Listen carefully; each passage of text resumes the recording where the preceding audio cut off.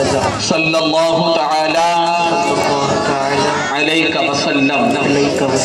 رب قدیر کی بارگاہ میں دعا ہے کہ مولا تعالیٰ جس آیہ کریمہ کی تلاوت کا میں نے شرف حاصل کیا، اس کے ضمن میں جو بھی معروضات پیش کروں اس کے سلسلے میں مجھے حق کہنے کی توفیق عطا فرما، اور جو کچھ بھی میں کہوں سب سے پہلے مجھے اور بعد جملہ سامعین کو اس پر عمل کرنے کا موقع عطا فرما۔ اور اے رب کعبہ تیرے محبوب صلی اللہ علیہ وسلم کے صدقے و طفیل مالک و مولا ہمیں ہر برے فعل، ہر بری صحبت سے مالک و مولا ہمیں بچنے اور بچانے کی توفیق عطا فرما۔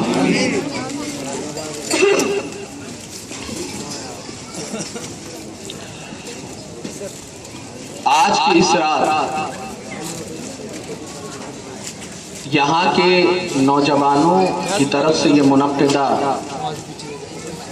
نوری محفل روح پرور سنی اجتماع کسی عاشق نے آپ ہی کے مجاز عشق کو کہتے ہوئے دیکھتے ہوئے بیان کیا ہے کہ کہیں پہ محفل ہے دل جلوں کی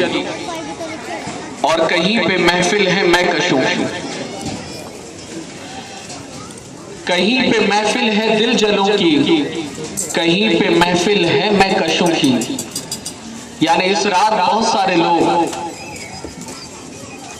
اور اگر کہوں تو غلط نہ ہوگا، بہت سارے مسلمان بھی نوجوان ایسی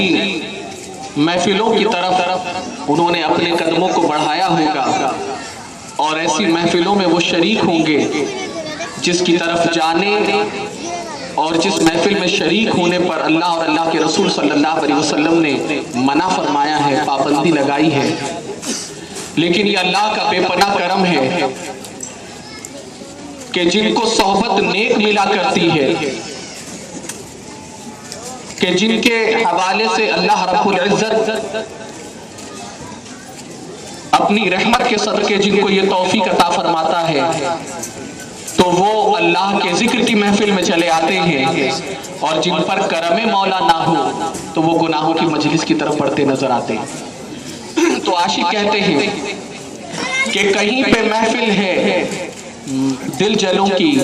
تو کہیں پہ محفل ہے میں کشوں کی۔ ہم کتنے خوش نصیب ہیں کہ ہم نبی کی محفل سجا رہے ہیں۔ ہم کتنے خوش نصیب ہیں کہ ہم نبی کی محفل سجا رہے ہیں۔ میرے پیارے آقا صلی اللہ علیہ وسلم کے پیارے دیوانوں، آئیے کچھ عرض و معروض سے قبل خطبہ مسنونہ میں نے جس آیہ کریمہ کی تلاوت کا شرف حاصل کیا، اس کے ضمن میں چند معروضات آپ کے سامنے گوش گزار کرنے سے قبل، چونکہ ہماری عادت ہے کہ حضور رحمت عالم فخر اعظم و بنی آدم جناب احمد مصطفیٰ محمد مصطفیٰ صلی اللہ علیہ وسلم کی بارگاہ میں ہدیہ غلامی جو ہم درود و سلام کے انداز میں پیش کرتے ہیں، اس کے حوالے سے چند معروضات سنیں تاکہ اللہ رب العزت ہمیں اور آپ کو اپنے آقا صلی اللہ علیہ وسلم پر کثرت کے ساتھ درود بھیجنے کی توفیق رفیق عطا فرمائے۔ میرے پیارے آقا صلی اللہ علیہ وسلم کے پیارے دیوانوں، اللہ کے رسول صلی اللہ علیہ وسلم ارشاد فرماتے ہیں کہ اللہ رب العزت نے ایک فرشتہ پیدا فرمایا ہے جس کے بازو کی مسافحت کا یا جس کے بازو کی طول و عرض کا یہ عالم ہے۔ اگر وہ اپنے بازوؤں کو دراز کرے تو ایک بازو مشرق کے کنارے کو گھیر لے اور دوسرا بازو مغرب کے کنارے کو گھیر لے، اور اللہ رب العزت نے اسے اتنا بلند اور قد و قامت بنایا ہے کہ اس کا سر عرش کے نیچے ہے اور اس کے پیر تحت الثری میں، یعنی زمین کے آخری حصے پر، اور جتنی زمین کے اوپر جتنی مخلوق ہے اتنی مخلوق کے برابر اس کے پیر ہیں۔ اور میرے آقا صلی اللہ علیہ وسلم ارشاد فرماتے ہیں کہ جب بھی کوئی بندے مومن، چاہے وہ مرد ہوں چاہے عورت، مجھ پر ایک مرتبہ درود پڑھتے ہیں تو اللہ رب العزت اس فرشتے کو بحر رحمت میں غوطہ زن ہونے کا حکم عطا فرماتا ہے، اور جب وہ فرشتہ اپنے بحر نور میں غوطہ زن ہوتا ہے اور جب وہاں سے باہر تشریف لاتا ہے تو اپنے پروں کو وہ جھاڑتا ہے، اپنے پروں کو جنبش دینے کے عوض میں بحر رحمت کے نور میں غوطہ زن اپنے ہونے کے عوض میں جتنے پانی کے قطرات اس کے پروں سے نکلتے ہیں تو اللہ ہر قطرے کے برابر ایک فرشتہ پیدا فرماتا ہے، اور وہ فرشتے کا یہ کام ہے کہ وہ اپنے آقا صلی اللہ علیہ وسلم کے اس امتی کے حوالے سے جس نے اپنے آقا صلی اللہ علیہ وسلم کی بارگاہ میں ایک مرتبہ محبت سے درود پڑھا ہو، وہ تمام فرشتے اس بندے کے لیے قیامت تک کے لیے مغفرت کی دعا کرتے نظر آتے ہیں۔ اے میرے پیارے آقا صلی اللہ علیہ وسلم کے پیارے دیوانوں، آپ ذرا بتاؤ تو صحیح، حضور صلی اللہ علیہ وسلم پر پڑھے جانے والے درود کی یہ برکت ہے کہ ہماری حیثیت کچھ نہیں، لیکن آپ دیکھو تو صحیح، ہم اپنی زندگی کے شب و روز کو دیکھیں، ہم اپنی زندگی کے معاملات کو دیکھیں تو پوری زندگی اگر 24 گھنٹے کے تمام تر لمحات کو دیکھیں تو اکثر و بیشتر گناہوں کے اندر گزرتا ہے، لیکن اللہ اکبر محبوب صلی اللہ علیہ وسلم پر پڑھے جانے والے درود کی یہ برکت مل رہی ہے کہ اللہ اکبر ایک فرشتہ جو فرشتہ پڑھے جانے والے درود کے صدقے پیدا ہوا ہے، اللہ رب العزت اس فرشتے کو یہ موقع عطا فرما رہا ہے، اس فرشتے کو یہ کام عطا فرما رہا ہے کہ پڑھے اپنے جس شخص نے اپنے ہمارے آقا صلی اللہ علیہ وسلم پر درود مبارکہ پڑھا ہے، وہ فرشتہ اس کے لیے دعائیں مغفرت قیامت تک کے لیے کرتا نظر آتا ہے۔ تو اسی لیے میرے پیارے آقا صلی اللہ علیہ وسلم کے پیارے دیوانوں عمل کرے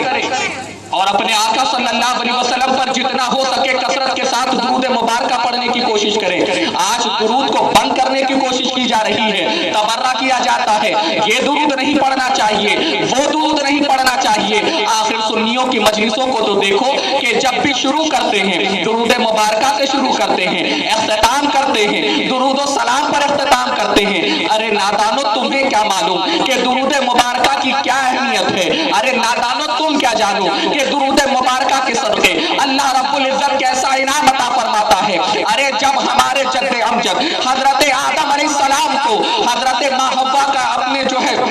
حضرت ماں حوا کا مہر ادا کرنا ہوا تو اللہ رب العزت نے حکم عطا فرمایا ہم تو اپنے والد گرامی اپنے جد امجد حضرت آدم علیہ السلام کی سنت کو زندہ کرتے ہیں کہ انہوں نے جنت میں درود پڑھا تھا، ہم روئے زمین پر درود پڑھنے کی کوشش کرتے ہیں۔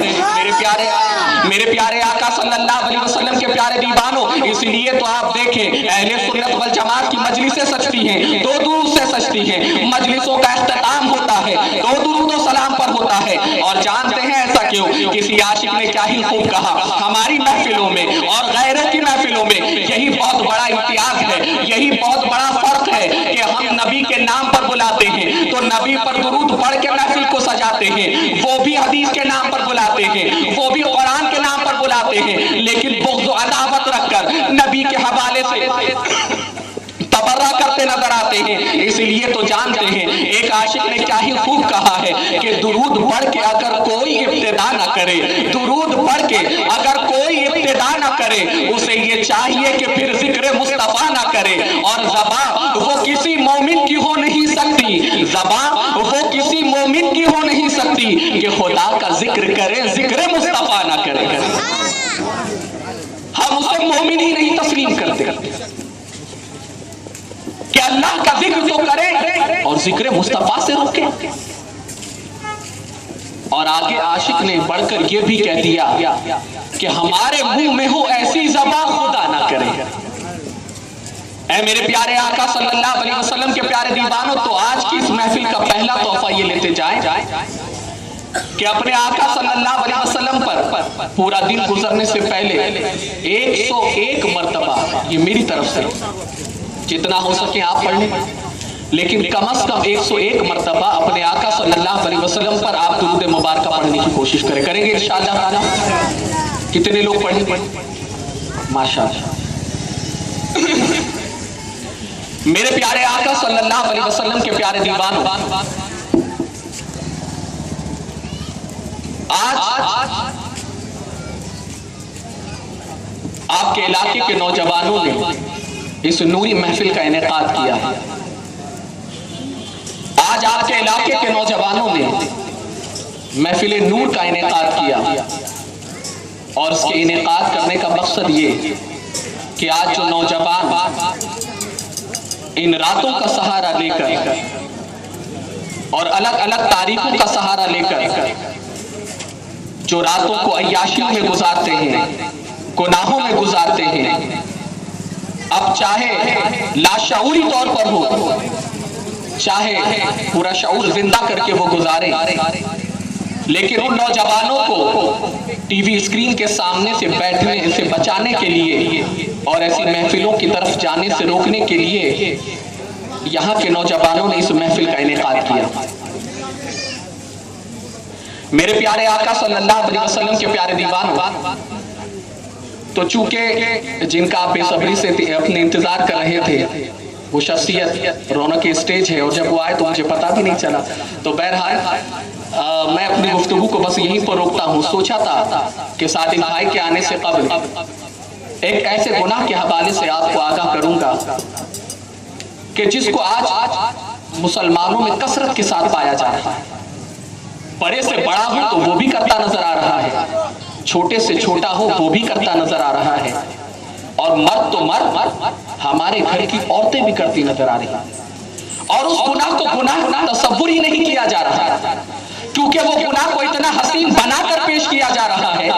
کہ بندہ گناہ کر رہا ہے لیکن بندہ یہ محسوس ہی نہیں کر رہا کہ ہاں مجھ سے گناہ سرزد ہو رہا ہے۔ نہ ہی احساس گناہ زندہ ہے، نہ ہی احساس ندامت زندہ ہے، لیکن چونکہ مبلغ سنی دعوت اسلامی و نگراں کو بازو جناب صادق رضوی صاحب تشریف لا چکے ہیں، تو انشاءاللہ تعالیٰ وہ تمام تر باتیں آپ کے سامنے پیش کریں گے۔ انشاءاللہ زندگی نے وفا کی تو پھر کبھی انشاءاللہ تعالیٰ چند معروضات آپ کے سامنے پیش کرنے کی کوشش کریں گے۔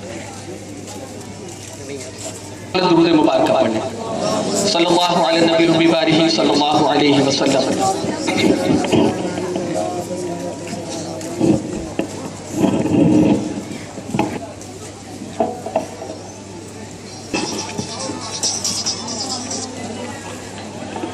میرے پیارے آقا صلی اللہ علیہ وسلم کے پیارے دیوانوں،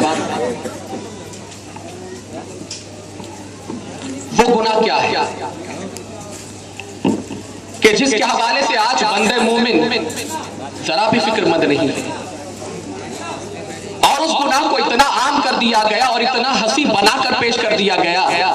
کہ بندہ اس گناہ کو گناہی تصور نہیں کر رہا۔ میرے پیارے آقا صلی اللہ علیہ وسلم کے پیارے دیوانوں، آج کوئی مقام ایسا نہیں ہے جو اس گناہ سے خالی نہ ہو، کوئی جگہ ایسی نہیں ہے جہاں پر وہ گناہ سرزد نہ ہوتا ہو۔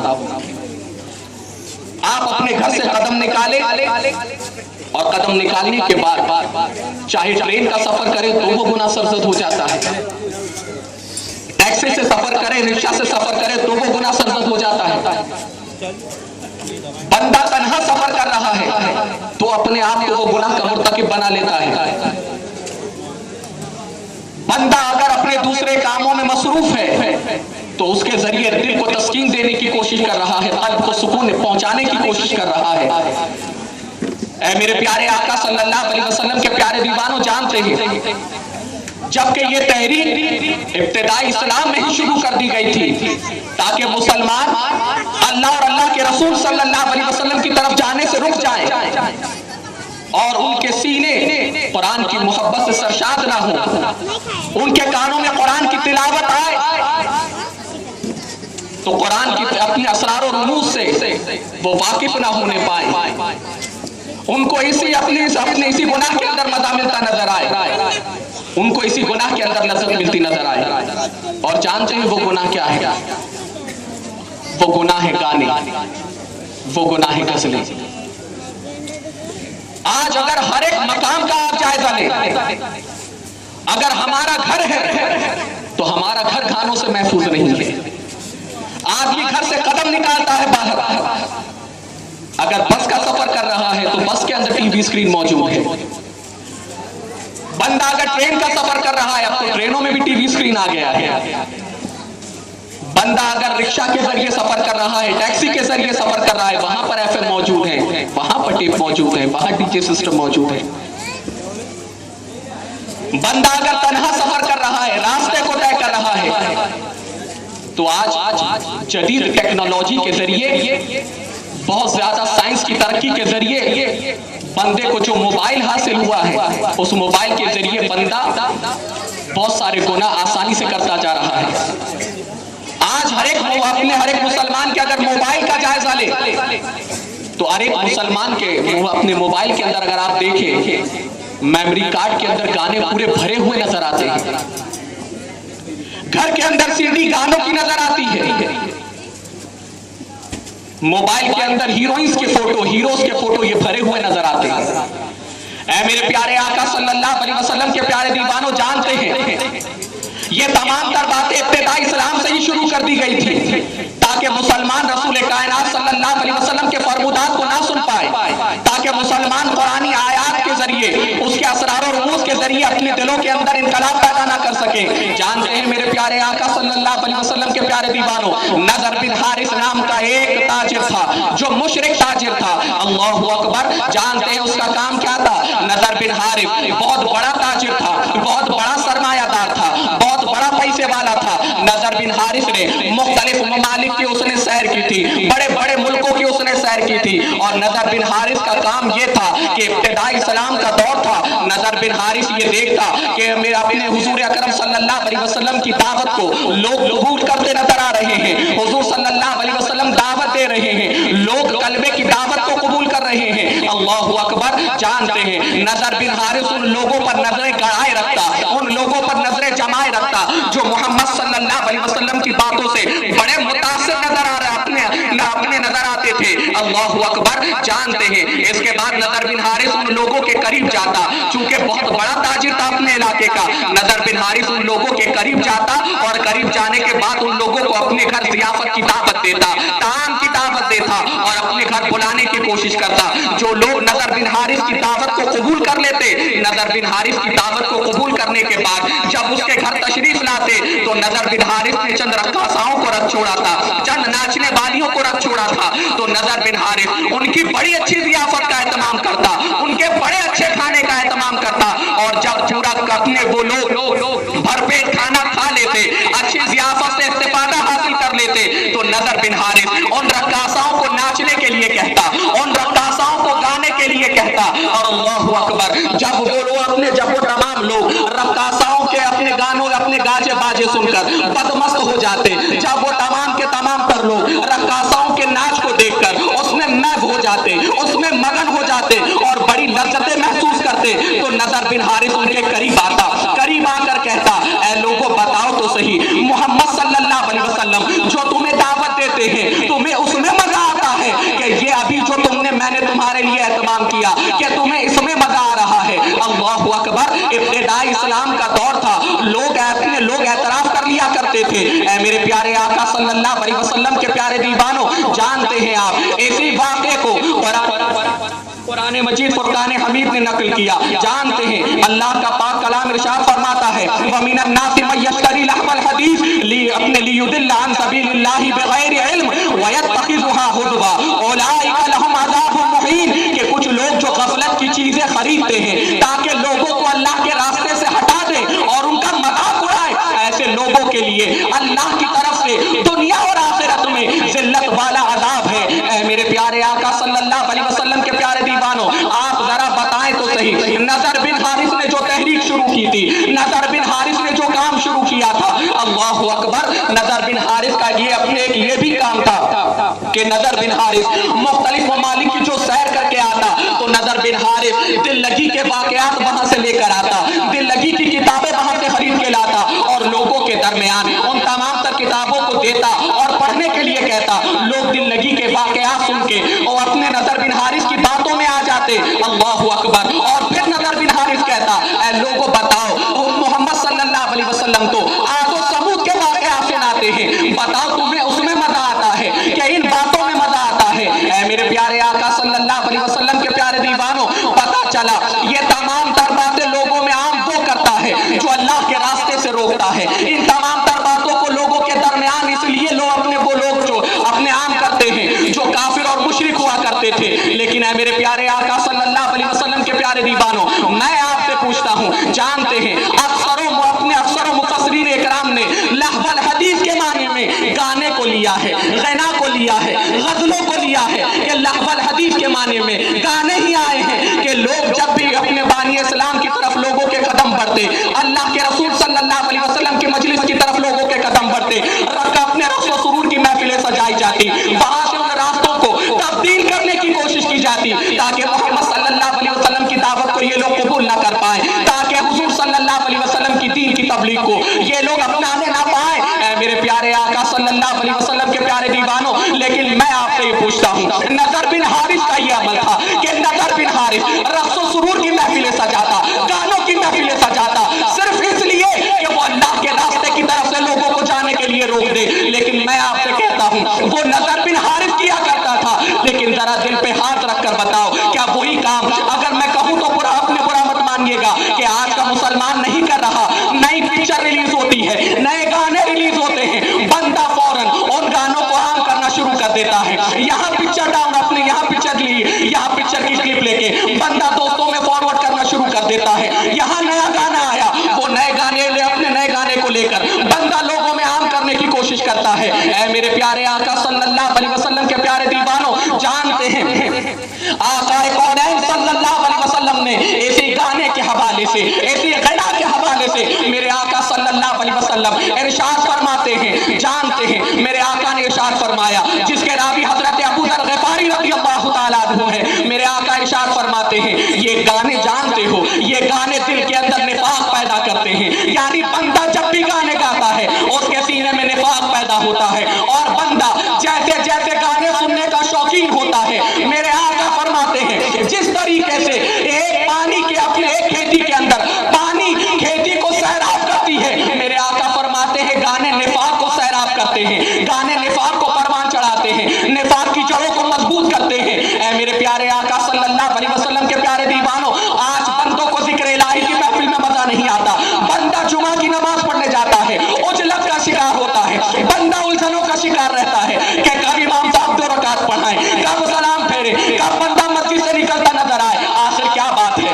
اللہ کے گھر میں دل نہیں لگ رہا، اللہ کے اپنے اللہ کی طرف بلائی جانے والی ان محفلوں میں دل نہیں لگ رہا، آخر کیا بات ہے؟ وہ اسی لیے کہ بندے نے کثرت گناہ کے ذریعے اپنے دل کو اتنا زنگ آلود کر دیا ہے کہ اب بندے کے دل پر وہ باتیں اثر انداز ہو ہی نہیں رہی، بندے نے گانوں کے ذریعے دل میں نفاق کو اتنا مضبوط کر لیا ہے کہ اب بندے کے اوپر نیک باتیں اثر انداز ہی نہیں ہو رہی۔ اسی لیے تو آپ دیکھیں کہ قرآن کے اندر، قرآن کی آیتوں کے اندر اور یہ دنیا کے گانوں کے اندر یہی تو سب سے بڑا امتیاز ہے کہ اللہ کے کلام کو سنتے ہیں دل لرزنے لگتا ہے، لیکن گانے سنتے ہیں تو بدن تھرکنے لگتا ہے، بدن جنبش کرنے لگتا ہے۔ اے میرے پیارے آقا صلی اللہ علیہ وسلم کے پیارے دیوانوں، ذرا بتاؤ تو صحیح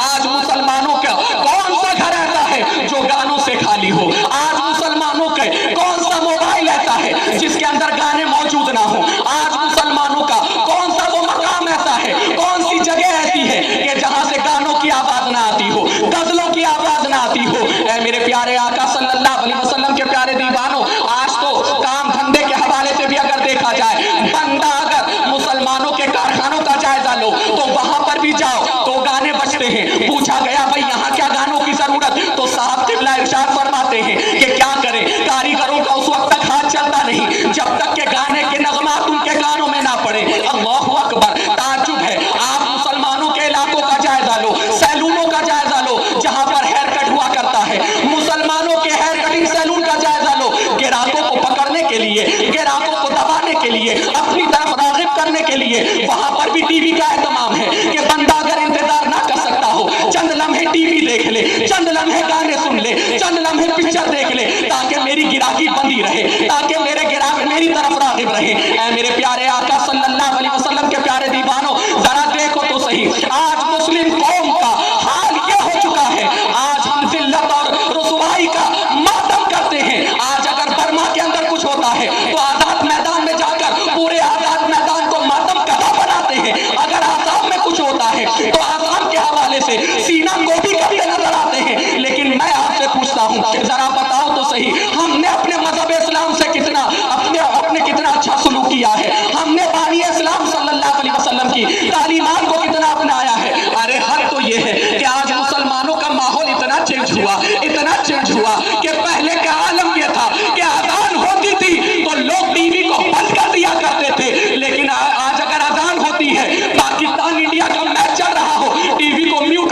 जाता है। सिचुएशन बड़ी अच्छी चल रही है, अभी तो बहुत अभी अपने मैच तो अभी बड़े जोशो अपने खरोश में है। अल्लाह अकबर, सीरियल चल रहा हो, हमारी माए बहनों का भी आलम ये कि टीवी को म्यूट कर दिया जाता है। अल्लाह अकबर, क्या इस्लाम से मोहब्बत है? क्या अल्लाह के कलमा से मोहब्बत है? ऐ मेरे प्यारे आका सल्लल्लाहु अलैहि वसल्लम के प्यारे दीवानों, जानते हैं इसी गानों के हवाले से आका कौनैन सल्लल्लाहु अलैहि वसल्लम जानते हैं क्या इरशाद फरमाते हैं? मेरे मुस्तफा जाने रहमत सल्लल्लाहु अलैहि वसल्लम ने इरशाद फरमाया कि जिस जगह रफ़्त सुरूर की महफिल होती है, जिस जगह गानों की महफिल होती है, अल्लाहु अकबर, उस जगह से अल्लाह रब्बुल इज्जत 40 घर दूर अपनी रहमतों को उठा लेता है। अल्लाहु अकबर, आप जरा मुलाहिजा तो करो, आज बेबरकती का रोना रोते हैं, बाबाओं के दर के चक्कर काटते हैं, अपने आमाल की तरफ नजर नहीं करते, आज अपने तमाम तर बातों पर नजर नहीं है, बस ये उम्मीद लगाए बैठे हैं इमाम साहब तावीज़ दे दे काम बनता नजर आए, बाबा तावीज़ दे दे काम बनता नजर आए। अरे नादानो, तुमने ऐसा कौन सा अमल किया है जिससे अल्लाह की रहमतें हमारे घरों की तरफ माइल होती नजर आए? आप जरा देखो तो सही। ऐ मेरे प्यारे आका सल्लल्लाहु अलैहि वसल्लम के प्यारे दीवानों, आप कहेंगे हम कहाँ रफ़्त सुरूर की महफिलें सजाते हैं? नहीं, आप देखो तो सही, टीवी के जरिए गानों को इतना हंसी बनाकर पेश कर दिया गया। आज हर घर के अंदर टीवी है, कोई घर ऐसा बता दो जिस घर में टीवी ना हो, लेकिन अगर टीवी है तो गाने हैं, फिल्में हैं और तमाम तरह की खुराफात वाली चीजें लेकी जा रही हैं। ऐ मेरे प्यारे आका सल्लल्लाहु अलैहि वसल्लम के प्यारे दीवानों, जानते हैं रहमत आलम सल्लल्लाहु अलैहि वसल्लम ने इन गानों के हवाले से मजीद और क्या इरशाद फरमाया है? मेरे आका सल्लल्लाहु अलैहि वसल्लम इरशाद फरमाते हैं कि मेरे मुस्तफा जाने रहमत सल्लल्लाहु अलैहि वसल्लम जानते हैं अम्मा आयशा सिद्दीक़ा रज़ियल्लाहु ताला अन्हा का ये अमल बता रहा है कि मेरे आका सल्लल्लाहु अलैहि वसल्लम को गानों से कितनी नफरत थी, जबकि एक हदीस पाक में मेरे आका इरशाद फरमाते हैं मेरी बैसत का मकसद यही है कि मैं मज़ामीन को खत्म करने के लिए पैदा किया गया हूँ, मैं गाने गजलों को और म्यूजिकल इंस्ट्रूमेंट को खत्म करने के लिए पैदा किया गया हूँ। हुजूर अपनी बैसत का मकसद ये बताएं कि मैं गाने गजलों को खत्म करने के लिए पैदा किया गया हूँ, म्यूजिकल इंस्ट्रूमेंट को खत्म करने के लिए पैदा किया गया हूँ, और ये हुजूर के नाम लेवा, ये हुजूर के कलमा पढ़ने वाले, ये हुजूर को अपना उम्मत अपने हुजूर सल्लल्लाहु अलैहि वसल्लम के हवाले से अपने हुजूर सल्लल्लाहु अलैहि वसल्लम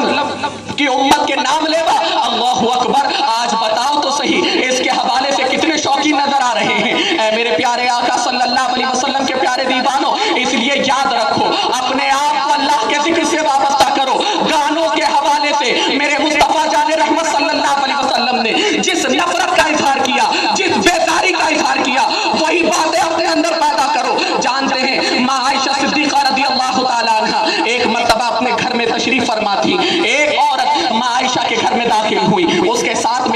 उनके साथ में एक नन्ही सी बच्ची थी, नन्ही से बच्ची के पैर में पाजेब थी, बच्ची चलती जाती, पाजेब की आवाज आती जाती, छन छन की आवाज आती, छन छन की आवाज आती। अब जैसे ही ये आवाज पहुंची, माँ आयशा सिद्दीक़ा रज़ियल्लाहु ताला अन्हा फरमाती है कि बच्ची को रोको और उसके पैर से पाजेब को निकालो कि ये वो आवाज है जो मेरे मुस्तफा को नापसंद है। अल्लाहु अकबर, एक बच्ची के पैरों में से पाजेब की आवाज आए तो मेरे आका सल्लल्लाहु अलैहि वसल्लम की चहीती बीवी माँ आयशा फरमाए कि इसको निकालो, ये वो आवाज है जो मेरे मुस्तफा को नापसंद है। ऐ मेरे प्यारे आका सल्लल्लाहु अलैहि वसल्लम के प्यारे दीवानों, आज तो पूरा डीजे सिस्टम हमारे घर के अंदर मौजूद है, आज तो पूरा डीजे सिस्टम के हवाले से गाने गजलें हमारे मोबाइल के अंदर मौजूद हैं। जानते हैं मेरे प्यारे आका सल्लल्लाहु अलैहि वसल्लम के प्यारे दीवानों, एक और हदीस पाक में फरमाया गया, माँ आयशा सिद्दीक़ा रज़ियल्लाहु ताला अन्हा अपने घर में तशरीफ फरमा थी, करीब से एक ऊंट का गुजर हुआ, जिस ऊंट के गले में घंटी मौजूद थी, ऊंट चलता जाता, घंटी बजती जाती, ऊंट चलता जाता, घंटी की आवाज आती जाती माँ आयशा के कानों तक। जब ये आवाज पहुंची, माँ आयशा सिद्दीक़ा रज़ियल्लाहु ताला अन्हा फरमाती है कि अपने इस ऊंट को रोको और इसके गले से घंटी को निकालो कि ये वो आवाज है जो मेरे मुस्तफा को नापसंद है। अल्लाहु अकबर, लेकिन आज हम अपने घरों का जायजा लें, शंख ये हमारे घरों में बज रहा है, भजन कीर्तन ये हमारे घर में हो रहा है, और अपने जो है अपने गैरों के इबादती कलमात हमारे घर में बुलंद किए जा रहे हैं। अरे जिन कलमात को सुनने से रोका गया, जिन कलमात की सरकोबी करने के लिए मुस्तफा जाने रहमत सल्लल्लाहु अलैहि वसल्लम तशरीफ लाए, आज बताओ कि मुसलमानों का घर, क्या अपने मुसलमानों के घर से वो तमाम तर आवाजें नहीं आ रही हैं? आप कहेंगे मुसलमान है जो शंख बजाता होगा? कौन सा ऐसा मुसलमान है जो भगवत गीता के पाठ पढ़ता होगा? मेरे प्यारे आका सल्लल्लाहु अलैहि वसल्लम के प्यारे दीवानों, मैं आपसे पूछता हूँ, क्या जरा बताओ तो सही, हमारे घर में जो टेलीविजन है, उस टेलीविजन पे जो डेली सोप चलते हैं, जो सीरियल चलते हैं, उन सीरियलों के जरिए क्या मंदिर की छवि हमारे घरों के अंदर नहीं आ रही? क्या अपने शंख की आवाजें हमारे घरों में नहीं आ रही? क्या भगवत गीता के पाठ हमारे घर में नहीं पढ़े जा रहे? अल्लाहु अकबर। अरे जो बातें मेरे आका को सख्त नापसंद थी, घंटी की आवाज बजे, माँ आयशा फरमाते निकाल दो, लेकिन आज हर घर के अंदर घंटी बज रही है, हर घर के अंदर शंख बज रहा है। बरकत कहां से होगी? मातम करना छोड़ो और अपने आमाल पर नजर डालो। याद रखो मेरे प्यारे आका सल्लल्लाहु अलैहि वसल्लम के प्यारे दीवानों, दुनिया के हालात देखने के बाद, दुनिया के हालात का जायजा लेने के बाद आज मातम करने का दिल करता है। हमारी कौम के नौजवान के हमारी कौम के नौजवान का अक्ल का खाना ही नहीं खुलता, हमारे मुस्लिम नौजवान का अपने नौजवानों की आंख ही नहीं खुलती। अल्लाहु अकबर। मेरे प्यारे आका सल्लल्लाहु अलैहि वसल्लम के प्यारे दीवानों, आखिरी बात बताकर आपके सामने से रुखसत हो जाऊं। जानते हैं एक और मकाम पर कुरान मजीद फुरकान हमीद क्या इरशाद फरमाता है? इन्नल लज़ीना युहिब्बूना अन तस्तईल फाहिशता फिद दीना अपने फिल लज़ीना आमनू लहुम अज़ाबुन अलीम फिद दुनिया वल आखिरा वल्लाहु यअलमु व अंतुम ला तअलमून। कि और जो लोग ये चाहते हैं कि मुसलमानों के दरमियान बुराई फैलाएं, उनके लिए अल्लाह का दर्दनाक अज़ाब है। अल्लाहु अकबर। मेरे प्यारे आका सल्लल्लाहु अलैहि वसल्लम के प्यारे दीवानों, एक मुसलमान नया गाना सुनता है, एक मुसलमान नई बातें सुनता है तो फौरन अपने दोस्त को आके बताता है। उसने अगर यूट्यूब के जरिए डाउनलोड कर दिया, वाईफाई के जरिए डाउनलोड कर दिया, 3G के जरिए डाउनलोड कर दिया, तो डाउनलोड करने के बाद अपने दोस्त को देता नजर आता है। अल्लाहु अकबर। मेरे प्यारे आका सल्लल्लाहु अलैहि वसल्लम के प्यारे दीवानों, याद रखो इन गानों के जरिए से जो तुम दूसरों को और गुनाह की तरफ आमादा करते हो, खुद तो तुमने गुनाह के अपने इतने बड़े कभी फेल के अपने मुर्तकिब हुए, और उसके बाद अपने दोस्तों में भी ये बांटते हो, लो मैंने सवाब कमा लिया, तुम भी थोड़ा सवाब कमा लो, और तुम कमाने के बाद थोड़ा और तक पहुंचा दो। मेरे प्यारे आका सल्लल्लाहु अलैहि वसल्लम के प्यारे दीवानों, जानते हैं मेरे करीम ने इरशाद फरमाया, ऐसे लोगों के लिए अल्लाह का दर्दनाक अज़ाब था। इसीलिए बदलो अपनी जिंदगी को, बदलो अपने हालात, और ये ना कहना कि भाई आपके लिए कहना आसान है, लेकिन आप भी प्रैक्टिकल जिंदगी गुजारते हैं, हम भी प्रैक्टिकल अपनी जिंदगी गुजारते हैं। कब तक बचें, कैसे बचें? तो कुरान ऐलान फरमाता है ला युकल्लिफुल्लाहु नफ्सन इल्ला वुसअहा, कि अल्लाह उस जान पर उसकी ताकत से ज्यादा बोझ नहीं डालता। यानी बचने के तराए हैं। अगर आज जितनी टेक्नोलॉजी के जरिए गुनाह आम किए जा रहे हैं, उसी टेक्नोलॉजी का सही इस्तेमाल करके गुनाहों की रोकथाम भी की जा सकती है। उसी टेक्नोलॉजी के जरिए दीन की बातों को पहुंचाया जा सकता है, उसी टेक्नोलॉजी के जरिए दीन की दावत को पहुंचाया जा सकता है। लेकिन आज हमारा मुसलमान यूट्यूब पे उलमा के बयानात सर्च नहीं करता, नई फिल्में गाने, नई फिल्में, और हद तो ये है कि मैं अपने साथी को देख रहा था कि उन्होंने कहा मेरे आने से पहले कि भाई आपने तो मेरा साथ नहीं दिया, कम से कम इलियास भाई खड़े हो जाए तो उनका साथ दो। अब साथ देने से मुराद क्या कि कम से कम बात अच्छी लगे तो सुभान अल्लाह कह दो, माशाअल्लाह कह दो। लेकिन बताओ ऐसी महफिलों में बैठने के बाद क्या हमारी जबान सुभान अल्लाह माशाअल्लाह के लिए खुल रही है? नहीं। लेकिन जानते हो यहूद व नसारा की साजिशें कि अब तो गाने के अंदर ऐसे ऐसे कलमात डाल दिए गए कि मुसलमान उन कलमात को गाने में फख्र महसूस करता है। कैसी दीनी महफिलों में बैठने के बाद मुसलमानों की जबान से माशाअल्लाह सुभान अल्लाह ना निकले, लेकिन अगर एक रक्कासा, एक नाम निहाद खान नाम का पठान जाहिल, अगर वो अपने गाने के अंदर माशाअल्लाह माशाअल्लाह निकाल दे तो घर का बड़ा तो बड़ा बच्चा भी माशाअल्लाह माशाअल्लाह कहने लग जाए। उस गाने को सुनने के बाद, उस गानों के अंदर इन तमाम कलमात को सुनने के बाद ये नहीं कि एहसास निदामत हो रहा है, बंदे का दिल तड़प रहा है कि गाने के अंदर अल्लाह की तस्बीह, गाने के अंदर अल्लाह का नाम नहीं, गाने को बचाया भी जाता है और कहा भी जाता है, और गाने को सुनने के बाद बड़े तो बड़े घर के बच्चे भी सुभान अल्लाह माशाअल्लाह माशाअल्लाह बोलने लग जाते हैं। मेरे प्यारे आका सल्लल्लाहु अलैहि वसल्लम के प्यार दे, वैसे बातें बहुत सी थी, لیکن چونکہ مجھ کو وقت جتنا دیا گیا تھا میں نے اس سے زیادہ لے لیا. بہرحال لیکن آج کی اس محفل کا درس لیتے جاؤ کہ آج کے بعد گانے نہیں سنو گے انشاءاللہ. کتنے لوگ نہیں سنیں گے؟ ماشاءاللہ. یہ کان اللہ کی نعمت ہے, یہ آنکھ اللہ کی نعمت ہے. آپ یہ نہ کہنا کہ بھائی میری مرضی ہے, میرے کان ہے, جو چاہو سنو. نہیں, اللہ رب العزت ارشاد فرماتا ہے ان السمع والبصر والفؤاد کل اولئک کان عنہ مسئولا, کہ بے شک کان اور آنکھ اور دل کے حوالے سے کل میدان محشر میں تم سے سوال کیا جائے گا. کیا جواب دو گے؟ سوال کیا جائے گا کانوں کا استعمال کیسے کرتا تھا,